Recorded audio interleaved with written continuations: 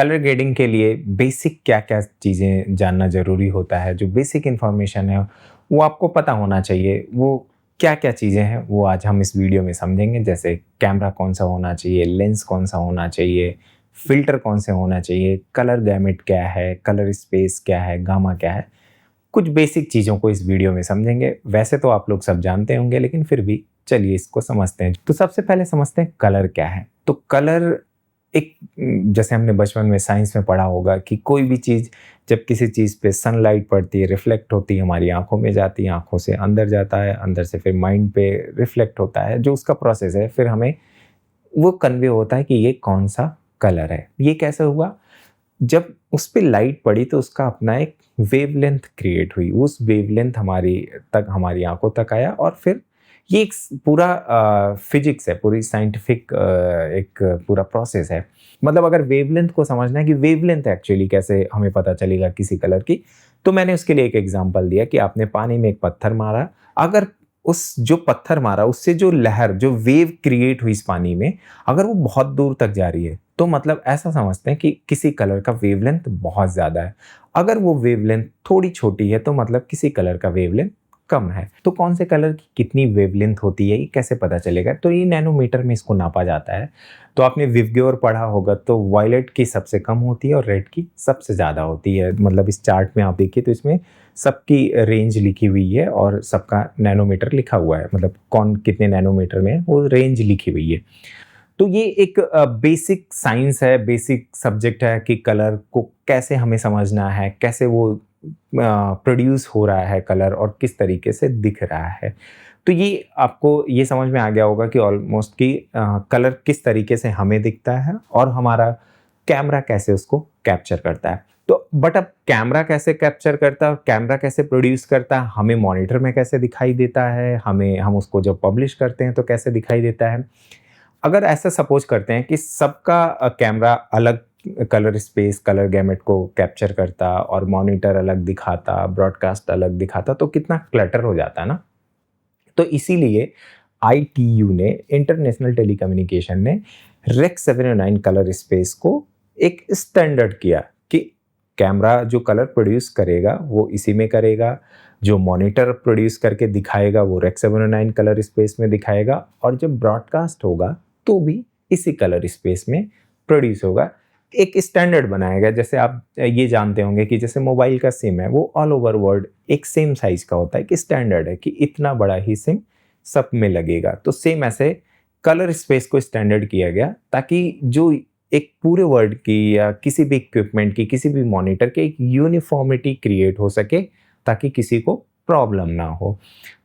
अब वो colour space अलग-अलग है, जैसे एसआरजीबी, एडोब आरजीबी, रेक्स 109, अब रेक 2020, डीसीआई पी3 आए तो बहुत सारे हैं, बहुत सारे कलर स्पेस हैं। बट मतलब प्रोफेशनली, पब्लिकली, ब्रॉडकास्ट वे में कौन सा यूज हो रहा है, वो है रेक 709।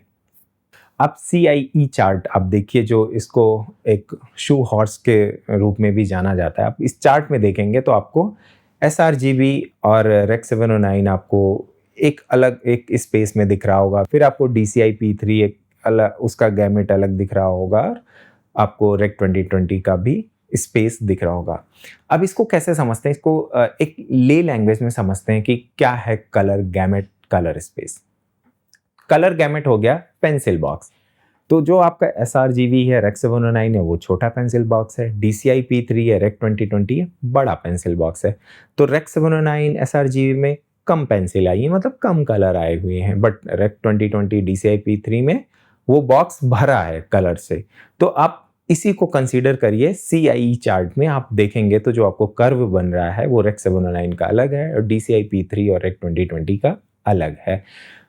अब इस समय रेक 2020 पे भी काम होता है, जैसे HDR आपने सुना होगा, DCI P3 सिनेमा के लिए होता है।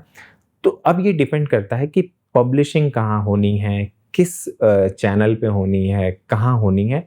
ये according to content, according to publishing house, according to OTT, जहाँ डिमांड होती है उस डिमांड के अकॉर्डिंग हम लोग कलर स्पेस को यूज करते हैं। लेकिन यहाँ पे एक बात ध्यान देने वाली होती है कि मान लीजिए आप ब्रॉडकास्ट के लिए कोई चीज़ काम कर रहे हैं और आपने जो शूट किया वो वाइड कलर गैमेट पे कर लिया हुआ है, ऑब्वियस सी बात है। बट आप जब काम कर रहे हैं आप, तो आपको ये क्लियर होना चाहिए प्रोजेक्ट जाएगा कहाँ। रेक 709 अगर कलर स्पेस पे काम करना है आपको, आपको टीवी में देना है, आपको किसी सोशल मीडिया पे देना है जहाँ पे रेक 709 कलर स्पेस यूज होता है, तो आपको जब काम करना है, जब ग्रेड करना है, जब आपको प्रोजेक्ट एक्सपोर्ट करना है, तो आपको रेक 709 पे करना है। अब आप सोचिए आप नेटफ्लिक्स के लिए काम कर रहे हैं, अमेज़न के लिए काम कर रहे हैं, जहाँ पे डिमांड आई कि एचडीआर में चाहिए हमें, तो आपको वहाँ पे रेक 2020 कलर स्पेस का यूज कर सकते हैं। बट वो टेक स्पेक जब तक आपके पास ना आए तब तक उसमें एक्सपोर्ट नहीं निकालना है। DCI P3 के साथ भी ये सिनेमा में DCI P3 फॉर्मेट जाता है, लेकिन वो काम मोस्टली रेक 709 पे करते हैं और फिर उसको कन्वर्ट करते हैं DCI P3 में और उसको आगे भेजते हैं जब आप उस फॉर्मेट की फिल्म एक्सपोर्ट करते हैं, जैसे DCP में या MXF में। वो डिपेंड करता है कि आगे डिमांड क्या है। अब बारी आती है कि हमारा जो कैमरा है आज के समय में डिजिटल कैमरा है, वो हम शूट करना है हमें कोई चीज़, तो हमारे पास दो फॉर्मेट आएंगे, एक लॉग होगा, एक रॉ होगा। अगर हम बेक फॉर्मेट देखें तो अगर मान लीजिए आप रेक 709 में शूट करते हैं तो ये 3 फॉर्मेट मान लीजिए आपके पास है। लेकिन अगर आपको ग्रेड करना है, आपका प्रोजेक्ट थोड़ा प्रीमियम है, तो आजकल लॉग सारे कैमरे में आ रहा है और रॉ भी सारे कैमरे में आता है, तो ये सजेस्ट करेंगे कि आप इन्हीं दोनों फॉर्मेट में शूट करिए। बट लॉग और रॉ में क्या डिफरेंस होता है? जो आपका लॉग है मतलब वो कच्ची ब्रेड है, मतलब वो पूरी तरीके से नहीं पकी है, बट हाँ थोड़ा सा बेक हो रखी है तो कच्ची ब्रेड हुई। रॉ आपका क्या हुआ? वो पूरा इंग्रेडिएंट है, आपको मतलब मैदा मिल गया, बटर मिल गया, अब आप उससे कोई भी ब्रेड बनाइए, चाहे उससे गोल बनाइए, मोटी बनाइए, छोटी बनाइए, कुछ भी बनाइए। तो जब आप शूट करते हैं तो आप लॉग में शूट कर रहे हैं तो आपको हल्का सा बेक मिल रहा है। रॉ फाइल में एक चीज़ और होता है, वो फाइल साइज बहुत बड़ा होता है, मतलब आपको स्पेस ज़्यादा चाहिए होता है, हार्ड डिस्क अच्छी चाहिए होती है, तो उसका वर्क फ्लो थोड़ा सा हैवी होता है। लॉग में उससे थोड़ा कम स्पेस चाहिए होता है। तो ये डिपेंड करता है आप किस तरीके से प्रोजेक्ट पे काम कर रहे हैं, आपके पास किस तरीके का कैमरा है, क्या फैसिलिटी है, वो डिपेंड करता है। आप उसी के अकॉर्डिंग उसको यूज करिए। अब एक सवाल जनरली लोग पूछते हैं कि गामा और गैमेट में क्या अंतर होता है? तो गामा क्या होता है? गामा आपका होता है आपके जो आपका एक्सपोजर है, जो आपका शैडो है, वो कितना है मिड टोन में। जैसे हमारा हाईलाइट होती है, मिड टोन होता है, शेड होता है, लिफ्ट, गामा, गेन, 3 चीज होती है। तो गामा मिड टोन होता है। तो आप कभी भी उसको छेड़ रहे हैं, गामा को अप कर रहे हैं, तो आपका जो मान लीजिए स्किन टोन को आपको थोड़ा सा ब्राइट करना है, तो अपने गामा को हल्का सा पकड़ के ऊपर किया, तो वो सिर्फ आप मिड टोन को इफेक्ट करेगा, ना कि बैकग्राउंड को इफेक्ट करेगा उतना। तो गामा क्या हुआ आपका, एक मतलब वो कितनी लाइट एक्सपोज हुई है, कितनी कम हुई है, वो भी मिड एरिया में वो उसको बताता है। गैमेट क्या होता है? गैमेट आपको क्या कलर कैरी कर रहा है, कितने रेंज में कैरी कर रहा है, वो गैमेट होता है। मतलब वही जो मैंने बताया था, रेक 709, रेक 2020, DCI P3। तो गैमेट होता है पेंसिल बॉक्स, और आपका कितना बड़ा पेंसिल बॉक्स है, छोटा पेंसिल बॉक्स है, यानी रेक 709 ये छोटा है, DCI P3 बड़ा है। तो गैमेट आपका कलर रेंज होता है, और गामा होता है आपका आपकी ब्राइटनेस और शैडो को मिड टोन में किस तरीके से वो हैंडल किया हुआ है, और आप उसको कम ज़्यादा मिड टोन से आप उसको गामा से हैंडल कर सकते हैं। ये आपको आपके कलर व्हील में मिलेगा। तो ये गामा और गैमेट का बेसिक डिफरेंस होता है। अब बारी आती है कि कैमरा कौन सा यूज किया जाए, हमने एक अच्छा प्रोजेक्ट निकालना है। तो अब ये बहुत थोड़ा सा वाइड सब्जेक्ट हो गया, क्योंकि अभी मार्केट में डिजिटल कैमरे बहुत सारे अवेलेबल हैं, जो लॉग शूट करते हैं, जो रॉ शूट करते हैं। आप ब्लैक मैजिक ले लीजिए, आप सोनी ले लीजिए, मैं बेसिक की बात कर रहा हूँ, आप निकॉन ले लीजिए, आप कैनन ले लीजिए, सब लॉग और रॉ में शूट कर रहे हैं। थोड़ा हाई रेंज में आप जाएंगे, एरी है, एरी LF है, सोनी वेनिस है, रेड है, ब्लैक मैजिक के भी और कैमरे हैं जो टॉप एंड सिने लाइन कैमरे हैं। ये सब प्रो कैमरे हैं। अब यहाँ पे आपको बहुत हाई एंड, जैसे आप प्रोजेक्ट कर रहे हैं, फीचर फिल्म कर रहे हैं, वेब सीरीज कर रहे हैं, कोई डॉक्यू सीरीज कर रहे हैं, तो वहाँ पे डिमांड है सब कुछ डायनेमिक रेंज, हाई रेंज की, तो वहाँ पे बड़े कैमरे की डिमांड होती है। तो ये डिपेंड करता है आप किस तरीके का प्रोजेक्ट कर रहे हैं। आप छोटा कोई वेडिंग कर रहे हैं, या कोई आप ट्रैवलॉग शूट कर रहे हैं, आप किसी यूट्यूब के लिए शूट कर रहे हैं, आपके पास उतना इक्विपमेंट कैरी नहीं कर सकते हैं, लिमिटेड रिसोर्सेज हैं, तो आप छोटे कैमरे यूज कर सकते हैं, चाहे वो सोनी के हैं, चाहे वो ब्लैकमैजिक के हैं, वो डिपेंड करता है। आप मार्केट में बहुत सारी चीज़ें अवेलेबल हैं। अब बारी आती है कि लेंस की। लेंस बहुत इंपॉर्टेंट रोल प्ले करता है आपके कलर ग्रेडिंग में। कैसे? जो प्रीमियम लेंस होते हैं उनमें क्या होता है, उनमें शार्पनेस अच्छी होती है, कलर को बहुत अच्छा वो कैप्चर करते हैं, क्योंकि लाइट लेंस के थ्रू पास हो रही है ना, तो कितना क्रिस्टल क्लियर है वो। जितना एक्सपेंसिव, जितना अच्छा लेंस होगा वो उस पर डिपेंड करेगा। अगर चीप लेंस है और उसका मतलब अपर्चर नहीं अच्छा है, बहुत सारी चीज़ें होती हैं, थोड़ा आप डिटेल में इसको पढ़ भी सकते हैं। तो लेंस का बहुत बड़ा रोल होता है किसी अच्छा कलर को प्रोड्यूस करने में, डायनेमिक रेंज को कैप्चर करने में लेंस का बहुत बड़ा रोल होता है। अब लेंस के बाद बारी आती है फिल्टर की। फिल्टर भी बहुत बड़ा रोल प्ले करता है। जैसे आप एनडी फिल्टर आप देखते हैं, कभी कभी कैमरे में इनबिल्ड आता है, नहीं तो आप खरीद के लगाते हैं। एक दो फिल्टर्स मैं यहाँ मेंशन कर दे रहा हूँ। आप इन फिल्टर्स को यूज करके जो भी आपका कंटेंट है उसमें आप उसको और एक्सपेंसिव बना सकते हैं, आप छोटे कैमरे से भी। इस फिल्टर का इतना बड़ा रोल प्ले होता है, क्योंकि जब आप ग्रेड करेंगे, जो आपका कलरिस्ट होगा या आप खुद करेंगे, तो उसमें आपको और अच्छा डिटेल्स मिलेगा फुटेज को निकालने में, फुटेज को एक्सपोज करने में, फुटेज को बैलेंस करने में। फिल्टर्स का बहुत बड़ा रोल होता है उसको यूज करने में, और कलर में ये बहुत बड़ा रोल प्ले करता है आपका। लेंस और फिल्टर ये दूसरा ऐसा चीज़ है जो बहुत इंपॉर्टेंट चीज़ है, लोग कई बार इग्नोर कर देते हैं, लेकिन इसको इग्नोर नहीं करना चाहिए। सो लोग सोचते हैं कि मैं कैमरा 5 लाख का खरीद लूँ, लेंस सस्ता खरीद लेता हूँ, वहीं चीज़ें खराब हो जाती हैं। तो आप अगर जितना पैसा कैमरे पे लगा रहे हैं, कोशिश करिए, कई कई बार उससे ज़्यादा महंगे लेंसेज होते हैं, तो लेंस खरीदने में कभी कंजूसी मत करिए। लिमिटेड लेंस खरीदिए, लेंस लेकिन अच्छा और एक्सपेंसिव खरीदिए जिनमें क्लैरिटी ज़्यादा हो। वो आप रिसर्च कर सकते हैं, अपने एक्सपर्ट से पूछ सकते हैं, अपने डीपी से पूछ सकते हैं कि कौन सा लेंस खरीदूं और कौन सा फिल्टर खरीदूं। अब बारी आती है कि आप किस फॉर्मेट में रिकॉर्ड कर रहे हैं, कैसे रिकॉर्ड कर रहे हैं। जैसे मान लीजिए आप ब्लैकमैजिक रॉ पे रिकॉर्ड कर रहे हैं, तो उसमें ना कंप्रेशन होता है कि 5.5 या 2.1, मतलब अलग अलग कंप्रेशन होते हैं। तो आप जितना कंप्रेस करेंगे उतना उस पर इफेक्ट करेगा। आईएसओ कितना रख रहे हैं और मतलब कितना अच्छे से एक्सपोज हो रहा है, ये सब टेक्निक बहुत डिपेंड करती है। अगर ये सब परफेक्ट नहीं होगा तो आपका जो फुटेज है ना वो ग्रेड करने में मज़ा नहीं आएगा। अब जो आपका इमेजिनेशन है कि मेरा कलर ऐसे निकल के आना चाहिए, वो क्यों नहीं निकल के आ रहा, उन सब के पीछे भी यही रीज़न होता है। अब जैसे मैंने देखा बहुत सारे लोग 100 एफपीएस पे पूरी फिल्म शूट कर रहे हैं, पूरा मतलब जो भी आप शूट कर रहे हैं 100 एफपीएस पे।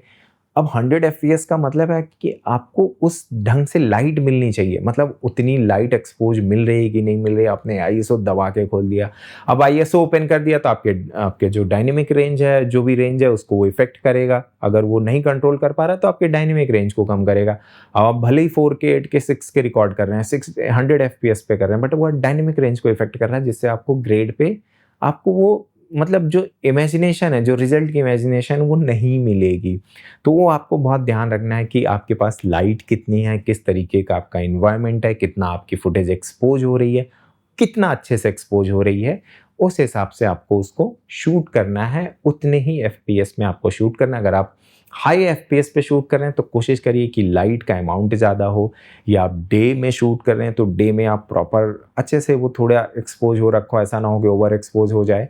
तो ये डिपेंड करता है, ये सब ये प्रैक्टिस का गेम है। जितना आप प्रैक्टिस करेंगे, किसी अच्छे डीओपी को असिस्ट करेंगे, तो ये आपको सीखने को मिलेगा, और अब जितना प्रैक्टिस करेंगे उतने अच्छे से इसको आप रिजल्ट निकाल सकते हैं।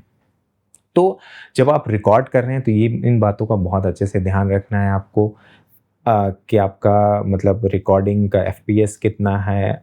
आईएसओ आपने ज़बरदस्ती तो नहीं ज़्यादा खोल रखा है, क्योंकि आपका कैमरा हो सकता है डुअल आईएसओ नहीं हो, तो वो उतना हैंडल नहीं कर सकता। अगर उतना हैंडल नहीं करेगा तो आपके डायनेमिक रेंज को इफेक्ट करे। तो अब पॉइंट आता है कि डायनेमिक रेंज क्या होता है। तो डायनेमिक रेंज होता है कि आपका कैमरा कितना कैपेबल है सेम टाइम पे डार्केस्ट पार्ट को और ब्राइटेस्ट पार्ट को कितने रेंज में शूट कर रहा है, कितने डिटेल में शूट कर रहा है सेम टाइम पे। अगर वो सेम टाइम पे डार्केस्ट पार्ट को भी बहुत अच्छे डिटेल्स निकाल रहा है और ब्राइटेस्ट पार्ट को बहुत अच्छे से निकाल रहा है, तो मतलब उसका डायनेमिक रेंज बहुत अच्छा है। डायनेमिक रेंज को स्टॉप में मेज़र किया जाता है कैमरे के अंदर, तो generally 10 to 13, 17, human eyes 20 stop तक देख सकती है, और जो प्रोफेशनल कैमरे होते हैं वो आई थिंक 13 टू 17 होते हैं। ये लिस्ट मैं दे दे रहा हूँ आपको, अलग-अलग कैमरे की आपको यहाँ पे स्क्रीन पे दिख जाएगी। जो हर कैमरे का कितने स्टॉप तक वो कैप्चर कर सकता है, आपको यहाँ पे दिख जाएगा कि किसका कितना डायनेमिक रेंज, आपको ये लिस्ट में पूरा दिख रहा होगा। हर कैमरे की अपनी अलग-अलग कैपेबिलिटी होती है, अपना अलग-अलग स्टॉप होता है। तो कैमरे को स्टॉप में कैसे मेज़र करते हैं, मतलब एक स्टॉप मतलब हो गया कि लाइट में डबल एक्स ब्राइटनेस हो गई, हाफ आप एक स्टॉप नीचे करेंगे तो कैमरे के अंदर जो लाइट कैप्चर कर रहा है वो हाफ स्टॉप ब्राइटनेस कम कैप्चर करेगा। तो डायनेमिक रेंज का बहुत बड़ा रोल होता है। अब आप जैसे 4K, 8K, 6K की जब भी बात करते हैं कि मेरा कैमरा 4K है, 8K है, बट उसका डायनेमिक रेंज कम है, तो ग्रेड पे उसका कोई फ़ायदा नहीं होगा। आपके कैमरे का अगर डायनेमिक रेंज जितना अच्छा है, अगर वो अल्ट्रा एचडी में भी शूट कर रहा है बट डायनेमिक रेंज बहुत अच्छा है, तो आपके कलर बहुत अच्छे निकल के आएँगे, क्योंकि उसने डिटेल्स आपको भर के दे दी है। अब आपकी कैपेबिलिटी है कि आप उसको ग्रेड पे कितना अच्छा निकाल सकते हैं। कलर बहुत सब्जेक्टिव होता है, जितना आप किसी चीज़ इसको ऐसे देख सकते हैं कि हो सकता है जो कलर आप ग्रेड करें आपको बहुत अच्छा लग रहा हो, अगले को माइट बी वो नहीं अच्छा लगेगा। तो अच्छा लग रहा है, नहीं अच्छा लग रहा है, ये कैसे डिसाइड होगा? तो यहीं पे आती है बारी एक्सपर्ट की। हमने दाविंची रिज़ॉल्व का पूरा कोर्स बनाया हुआ है, जिसमें बहुत बेसिक ले लैंग्वेज हिंदी में है, जो एकदम बेसिक टू एडवांस है। कई बार क्या होता है कि जब आप काम कर रहे होते हैं, आप बेसिक आपने अलग-अलग जगह से लर्न किया है, लेकिन जब आप अपनी इंडियन फुटेज पे काम करते हैं, तो आपको प्रॉब्लम आती है कि यार ये चीज़ क्यों नहीं निकल के आ रही है। तो अगर आप इस दुविधा में ऐसे कहीं पे आप फँसे हैं, तो ये कोर्स आप जाके बाय कर सकते हैं। इसका लिंक आपको नीचे मिल जाएगा, और ये एंड्रॉयड, आईफ़ोन और वेब पे हर जगह एक्सेस कर सकते हैं आप। इसमें फ़ायदा क्या होगा, अगर ये कोर्स आप बाय करते हैं, तो आपको एक मेंबरशिप भी मिल जाती है 5 ईयर्स की, जिसमें आप जो ऐप का चैट बॉक्स है उसमें आप प्रॉपर कनेक्टेड रह सकते हैं। जैसे अब आप कोई काम कर रहे हैं, आप फँस गए, आपको लग रहा है कि यार ये ऐसा क्यों नहीं निकल पा रहा है, ऐसा क्यों हो रहा है? अब यहीं पे बारी आती है सुपरविज़न की। अक्सर लोग एक लिमिट तक जब पहुँच जाते हैं, लेकिन वो जो फाइन ट्यूनिंग की बात होती है कि ये चीज़ सही है या गलत, मुझे सही लग रही है, अगले को गलत लगी, अगले को सही लग रही, यहाँ पे होता है डिसीज़न। अब यहाँ पे आपको जब तक कोई एक्सपर्ट, जब तक उस फील्ड का, उस इंडस्ट्री का कोई एक्सपर्टाइज़ आपको गाइड करेगा, तभी आप उस चीज़ को, आप ऑलमोस्ट 99% पहुँच चुके हैं, बट 1% पे पूरा गेम चेंज हो जाता है। तो यहाँ पे हम आपकी हेल्प करेंगे, आपको, आप अपना प्रोजेक्ट कर रहे हैं, आप हमारे द्वारा दी गई फुटेज पे आप काम कर रहे हैं, अगर उस पे आप काम करेंगे तो आपको वहाँ पे एक डिटेल मिलेगी, और आप उस पे काम करेंगे, आपको जहाँ भी फँस रहे हैं आप उस चैट में आप पूरा कम्युनिकेट कर सकते हैं, आपको पूरा गाइडेंस दिया जाएगा। ये आपके लिए बहुत हेल्पफुल होगा। तो डायनेमिक रेंज पे हम लोग थे, तो डायनेमिक रेंज यहाँ पे बहुत मैटर करता है। जैसे हमने उसमें रेड और एरी और आपको ब्लैक मैजिक की फुटेज डाली है, जब उस पे आप काम करेंगे तो आप देखेंगे कि आप जब लॉग पे काम कर रहे हैं, जब आप रेड पे, एरी पे काम कर रहे हैं, तो आपको कितना डिफरेंस मिल रहा है। लॉग और रॉ का भी डिफरेंस मिल रहा है, और डायनेमिक रेंज का भी आपको डिफरेंस देखने को मिल रहा है। तो ये डायनेमिक रेंज का पूरा गेम हो गया। अब बारी आती है कि भाई हम सारी चीज़ें तो हमारा, मतलब ये डायनेमिक रेंज हो गया। अब यहाँ पे क्या होता है कि आपको बेसिक जो, ये इतने पार्ट्स हैं, अब इसको रिपीट कर लेते हैं अगर एक लाइन में। तो सबसे पहले क्या होता है कि कलर क्या है?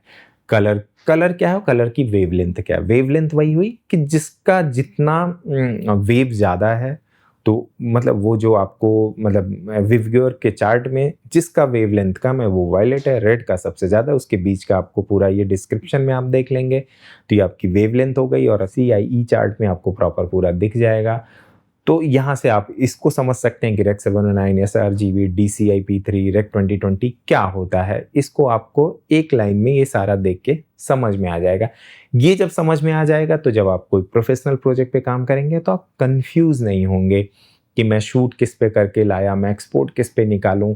ये स्टैंडर्ड आपको समझ में आ गया कि मुझे यार जो पब्लिश करना है वो रेक 709 में ही करना है, मुझे काम करना है वो रेक 709 कलर स्पेस पे करना है, और उसका कलर स्पेस का हमारा जो चार्ट है उसमें कितना कलर वो दिखा सकता है, कितना कैपेबल है। तो ये बात हो गई कलर की। दूसरी बारी आती है कि आप लॉग और रॉ पे शूट कर रहे हैं, वहाँ भी बहुत डिफरेंस होता है। लॉग में शूट कर रहे हैं तो आपको हल्का-सा बेक मिला, रॉ मिल रहा है तो आपके पास बहुत एक्सट्रीम चीज़ें मिली। तीसरा ये है कि आपके पास लेंस कौन-सा है और फ़िल्टर क्या है, किस तरीके से शूट किया गया है। लास्ट में ये आता है कि आपकी लाइटिंग कैसी है, फुटेज कितना अच्छा एक्सपोज़ हो रखा है, आपका जो बैकग्राउंड, फ़ोरग्राउंड में कलर आपने जो भी चीज़ें आपके प्रॉप्स हैं, उनके कलर कैसे हैं। ये सब डिटेल्स डिपेंड करती हैं जब आप ग्रेड करते हो तो आपको जितना नाइसली आपका शूट होगा, जितना नाइसली आपका प्रोडक्शन डिज़ाइन होगा, उतना अच्छा आपका ग्रेड निकल के आएगा। तो ग्रेड के लिए जब आप ग्रेड करते हो और उसके पहले की जो कहानी है वो बहुत मैटर करती है, तभी आप ग्रेड पे वो जो एक विज़ुअल प्लेज़र है वो तभी आप निकाल पाओगे। तो इन सब बातों का बहुत ध्यान रखना है आपको, बेसिक चीज़ों का, कि आपको शूट अच्छे से करना है, आपको लाइटिंग प्रॉपर अच्छी रखनी है, आपको प्रोडक्शन डिज़ाइन बहुत अच्छी करनी है, प्रॉप्स अच्छे रखने हैं। इन सब चीज़ों को आप ध्यान रखेंगे तो आपका शूट बहुत अच्छा होगा। जब शूट बहुत अच्छा निकल के आएगा तो आप ग्रेड बहुत अच्छा करोगे और आपको खुद मज़ा आएगा जब आप काम करोगे।